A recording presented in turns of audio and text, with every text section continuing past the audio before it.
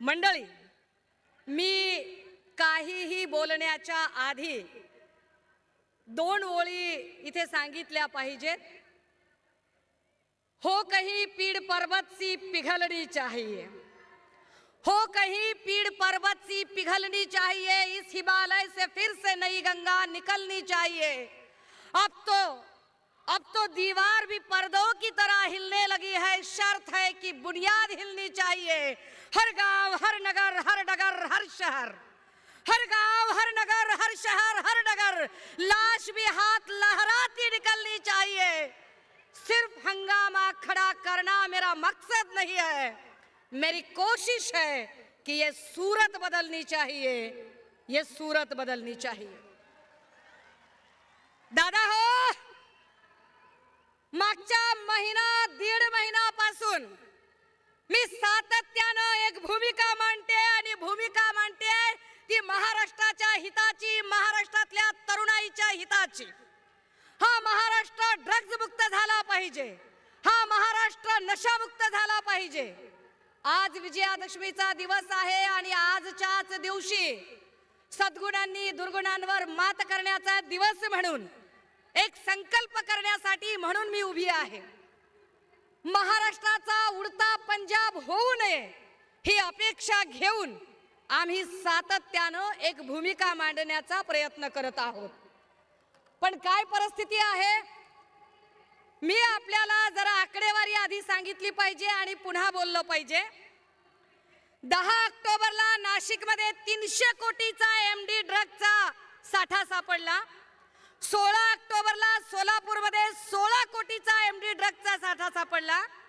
19 ऑक्टोबरला मुंबईमध्ये 71 कोटीचं कोकेन जप्त केलं गेलं. 22 ऑक्टोबरला संभाजीनगरमध्ये 500 कोटीचं कोकेन जप्त केलं गेलं. 23 ऑक्टोबरला मोखाडा जिल्हा पालघरमध्ये पुन्हा ड्रगचा कारखाना सापडला.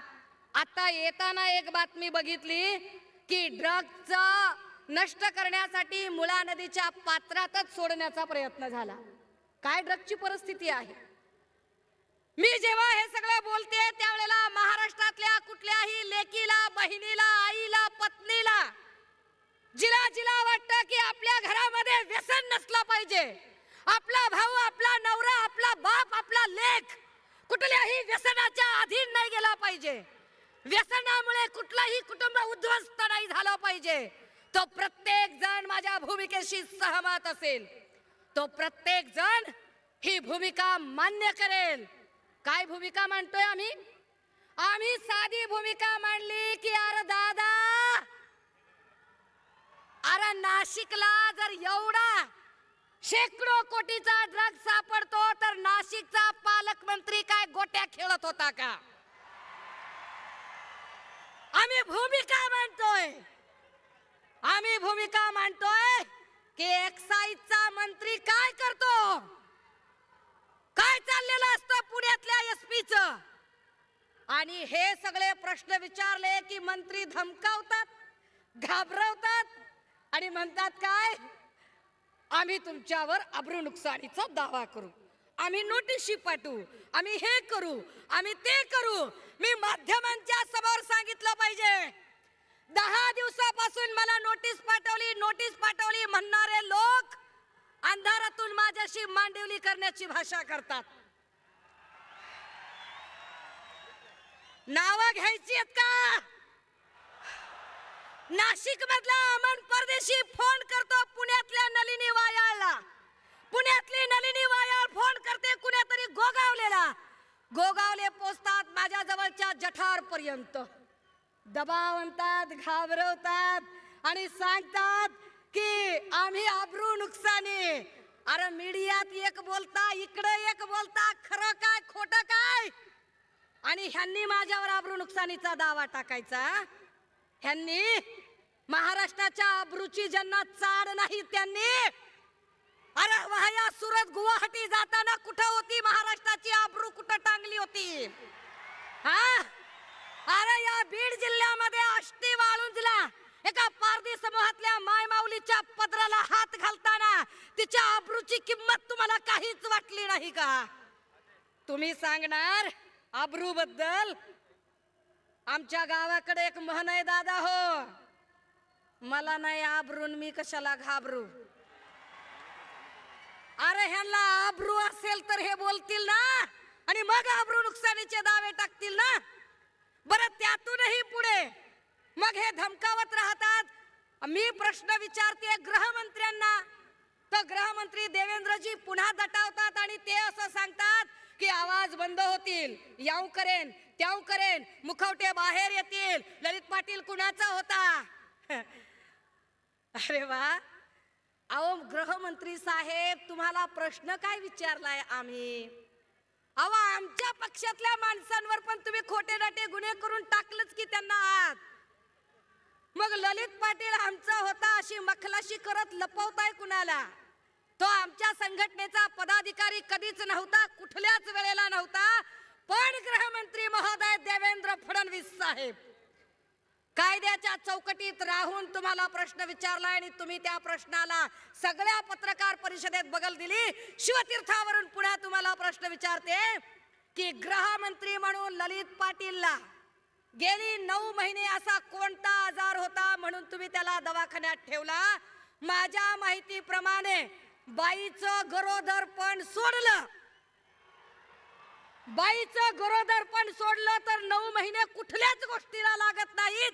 तुम्ही कशासाठी 9 महिने वेळ घेतला?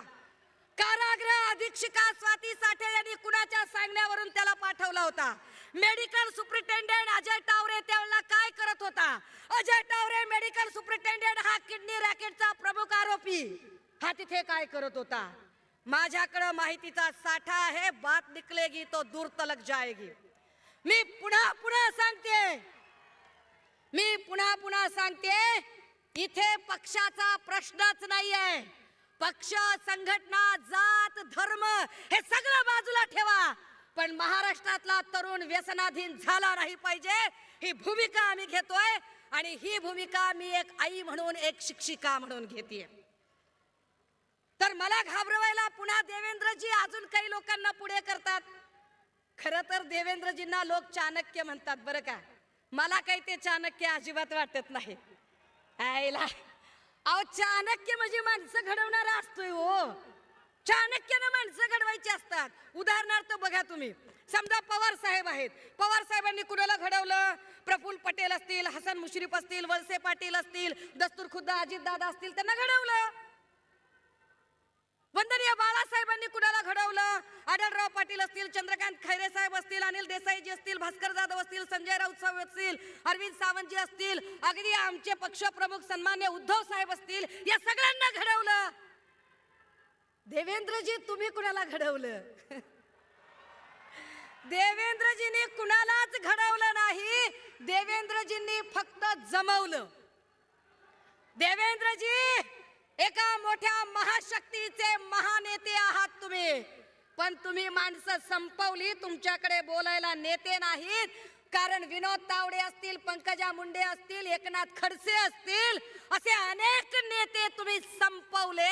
आता तुम्ही चंद्रकांत पाटलांच्या मागे लागलाय. संपवली तुम्ही माणसं. ते देवेंद्रजी, मला तुम्हाला अजून एक प्रश्न देवेंद्र साहेब विचारायचा आहे.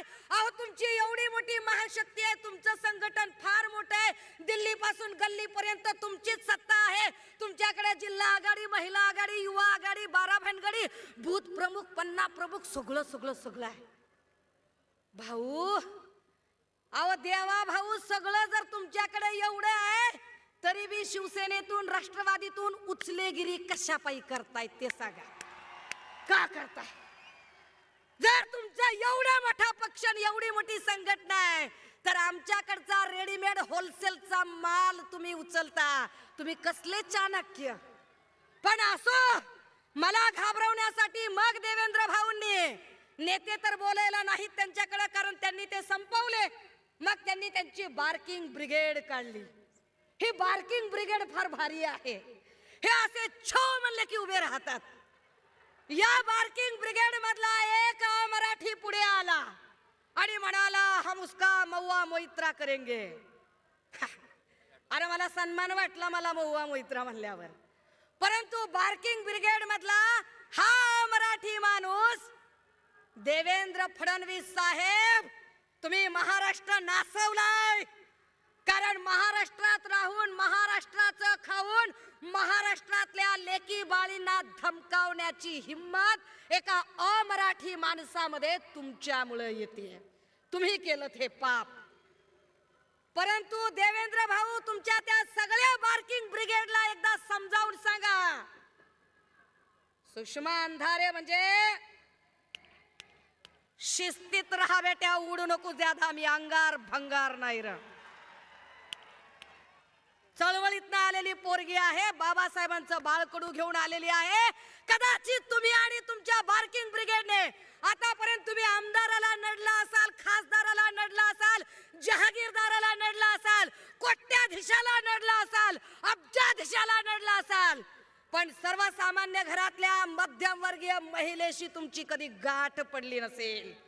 मी सर्वसामान्य वर्गातली मध्यमवर्गीय महिला आहे आणि होय होय मी महाराष्ट्रातल्या सगळ्या लेकी बाळींच्या कुटुंबांचा, त्यांचे संसार उद्ध्वस्त होणार नाहीत व्यसनामुळे, म्हणून सन्मान्य पक्षप्रमुखांच्या आदेशाने हा ड्रग्ज मुक्त महाराष्ट्राचा लढा लढेन. देवेंद्र भाऊ, एवढं बोलल्यावर तरी अपेक्षा आहे की गृहमंत्री म्हणून सगळ्या आघाड्यांवर तुम्ही सपशेल फेल ठरलेले आहात. किमान या मुद्द्यावर तरी टोलवा टोलवी न करता, टेनिस बॉल न खेळता तुम्ही सरळ सरळ प्रश्नांची उत्तरं द्याल. माझ्याकडे बोलण्यासारखे अजून खूप मुद्दे आहेत, मात्र अनेक वक्ते माझ्यानंतर बोलणारे आहेत. फक्त एक गोष्ट जाता जाता, की मागच्या वर्षी या मंचावर एक खुर्ची रिकामी होती.